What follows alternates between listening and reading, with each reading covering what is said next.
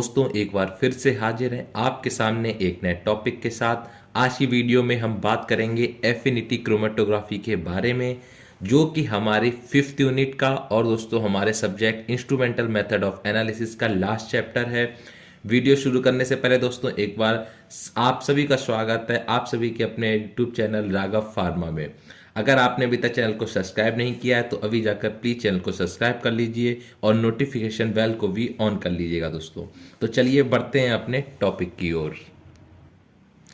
तो देखिए दोस्तों, जैसा कि सिलेबस के अनुसार हम लोग आज की वीडियो में बात करेंगे एफिनिटी क्रोमेटोग्राफी के इंट्रोडक्शन, थ्योरी, इंस्ट्रूमेंटेशन और उसकी एप्लीकेशंस के बारे में। तो चलिए दोस्तों पहले समझते हैं एफिनिटी क्या होता है।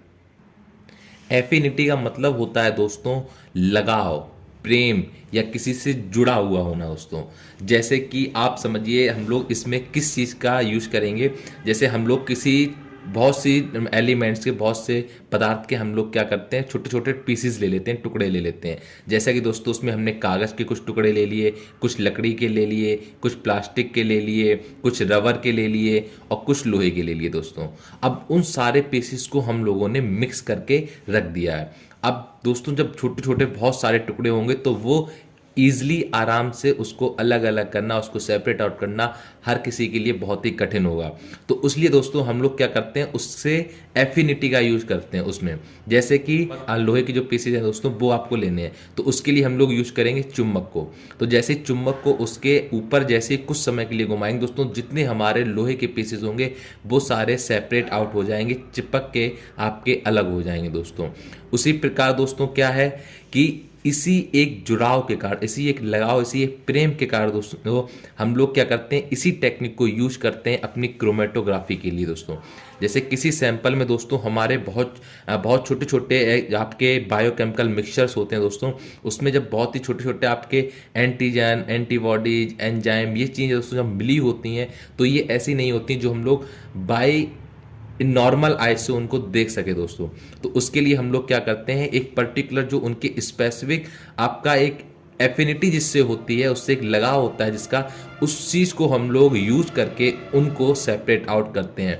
जैसे दोस्तों जो एंटीजन होता है वो उसके ही स्पेसिफिक एंटीबॉडीज से जाकर आपका कंबाइन होता है, मिक्स होता है दोस्तों। और जैसे आपके जो एंजाइम होते हैं वो पर्टिकुलर उसी एंजाइम के लिए स्पेसिफिक उसका एक अलग सबस्ट्रेट होता है जो उसको आपको चिपक के अलग कर देगा।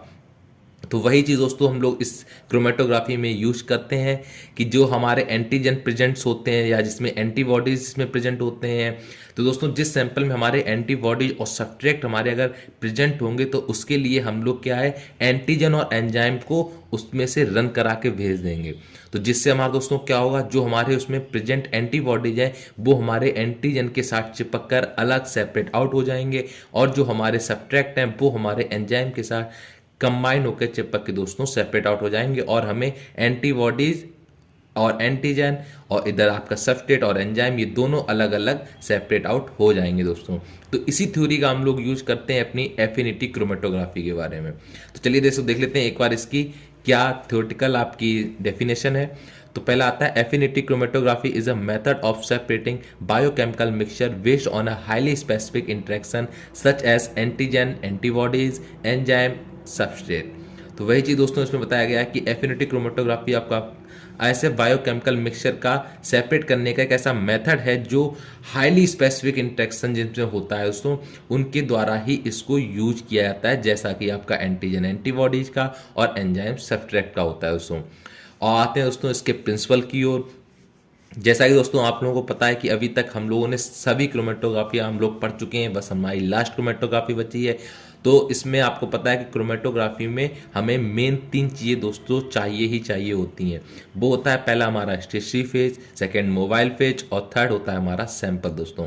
तो इसमें जो आपका स्टेशनरी फेज होगा वो दोस्तों होता है जेल मैट्रिक्स, यानी हमारा वो लास्ट वाले हमारा क्रोमेटोग्राफी के पार्ट जो जेल क्रोमेटोग्राफी था उसी की आपका कॉलम होता है स्टेशनरी फेज, वैसे ही यूज़ किया जाता है जेल की तरह दोस्तों।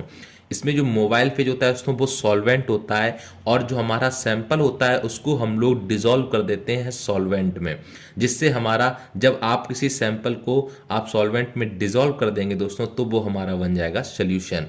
तो यही चीज़ दोस्तों हमारा मोबाइल फेज होता है, जिस सॉल्यूशन को अब हम लोग स्टेसी फेज से जब रन कराते हैं तो इसमें जो आपके एंटीजन जो प्रेजेंट होते हैं दोस्तों और आपके सैंपल में प्रेजेंट होते हैं एंटीबॉडी, तो आपके एंटीजन एंटीबॉडीज वो आपके मिक्स होके अलग सेपरेट आउट हो जाते हैं और जो आपके उसमें प्रेजेंट एंजाइम होते हैं और सैंपल में प्रेजेंट आपके सब्सट्रेट वो दोनों एक दूसरे को कंबाइन करके दोस्तों सेपरेट आउट हो जाते हैं। तो इसी की आप कुछ थ्योरी समझ लेते हैं। उसको प्रिंसिपल की थ्योरी क्या होती है? The principle of affinity chromatography is the affinity of any enzyme to bind with the substrate और affinity of any antigen to bind with antibody. In this method, the stationary phase is basically a gel matrix which is linear sugar molecules which is obtained from algae and the sample is dissolved in mobile phase and run off the column।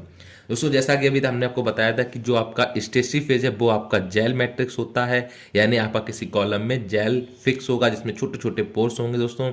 अब mobile phase जो होता है वो आपका solvent होता है, इसमें हम लोग सैंपल को डिसॉल्व अच्छे से करने के बाद जो सॉल्यूशन बनता है उस सॉल्यूशन को हम लोग रन कराते हैं स्टेशनरी फेज में, जिससे आपके जो मॉलिक्यूल्स दोस्तों हैं एंटीजन के वो आपके एंटीबॉडी के साथ बाइंड करके सेपरेट आउट होते हैं और जो आपके एंजाइम है वो सब्सट्रैक्ट के साथ में बाइंड करके सेपरेट आउट हो जाते हैं। ये थ्योरी दोस्तों इसका डायग्राम है।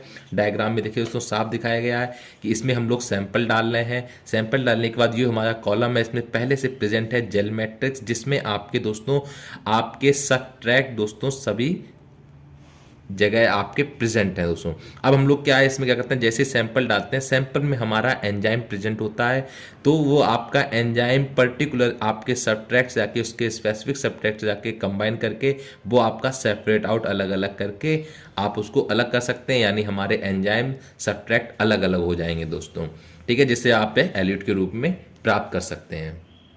ये हो गई दोस्तों इसकी थ्योरी और प्रिंसिपल। अब दोस्तों हम लोग बात करते हैं इंस्ट्रूमेंटेशन ऑफ एफिनिटी क्रोमेटोग्राफी। तो अब दोस्तों हमारा इंस्ट्रूमेंटेशन शुरू हो रहा है, तो इसमें कुछ पार्ट्स होते हैं दोस्तों, कुछ प्रोसीजर होता है। तो उसका पहला पार्ट आता है प्रिपरेशन द कॉलम। हम लोग जो कॉलम है उसको तैयार कैसे करेंगे, तो इसमें जैसे देख लेते हैं। In this step we prepare the column in a column, we fill the ligand gel matrix and keep it for 12 hours.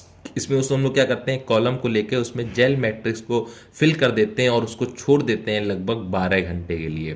फिर सेकेंड आता है point apply the sample. We fill the sample with the mobile phase from the upper of column and it comes down slowly by the gravitational force.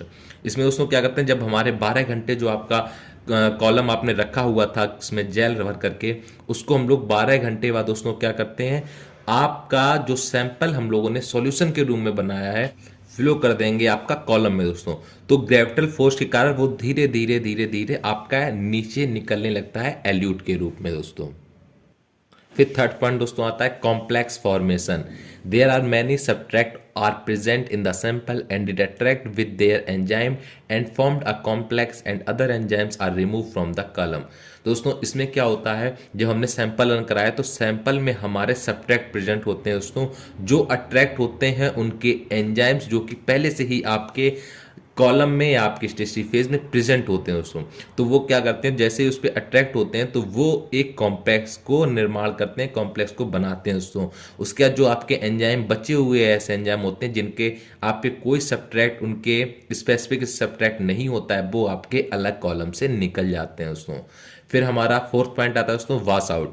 The remaining enzyme of any sample which is present in the sample and which do not form the complex after the washing with the solvent they comes out and remove from the sample। दोस्तों जो हमारे enzyme ऐसे sample के हैं जिनका कोई specific subtract नहीं था, उसको क्या है हम लोग जो हमारे कॉम्प्लेक्स नहीं बना पाते हैं उसको सॉल्वेंट के साथ में हम लोग उसे वॉश करते हैं, जिससे आपके जो बचे हुए जो आपके रहे हुए जो आपके एंजाइम है वो आपके बाहर आ जाते हैं दोस्तों। फिर आता है फिफ्थ पॉइंट दोस्तों illusion. The qualitative and quantitative analysis of complex which is come from column. जो आपका कॉलम से आए हुए कॉम्प्लेक्स के मिक्सचर है जो थर्ड पॉइंट में दोस्तों आए थे, उनका हम लोग क्या करते हैं, क्वालिटेटिव और क्वांटिटेटिव दोनों एनालिसिस करते हैं। ये था दोस्तों इंस्ट्रूमेंटेशन ऑफ एफिनिटी क्रोमेटोग्राफी। दोस्तों अब बढ़ते हैं हम लोग अपने नेक्स्ट हेडिंग की ओर, application of affinity chromatography. Affinity chromatography की क्या क्या एप्लीकेशंस हैं? It is used for isolation and purification of all biological macromolecules. दोस्तों जो आपके सभी बायोलॉजिकल मैक्रोमोलिक्यूल्स होते हैं उनके आइसोलेशन और प्यूरिफिकेशन के लिए एफिनिटी क्रोमेटोग्राफी का यूज किया जाता है। It is use to purify antibodies, enzyme et cetera. इसमें दोस्तों क्या होता है, जो हमारे एंटीबॉडीज हैं और एंजाइम्स हैं उनको प्यूरिफाई करने के लिए भी इस टेक्निक का यूज किया जाता है। To reduce a amount of substance in a mixer. Mixture में दोस्तों जो आपका सब्सटेंस है उसके मात्रा को, उसके अमाउंट को कम करने के लिए भी एफिनिटी क्रोमेटोग्राफी यूज की जाती है। फिर आप दोस्तों आपका आता है यूजेस ऑफ एफिनिटी क्रोमेटोग्राफी। इसके क्या क्या यूजेस हैं, क्या क्या उपयोग हैं एफिनिटी क्रोमेटोग्राफी के, आइए कुछ वो भी जान लेते हैं। Purify and concentrate a substance from a mixer into a buffering solution.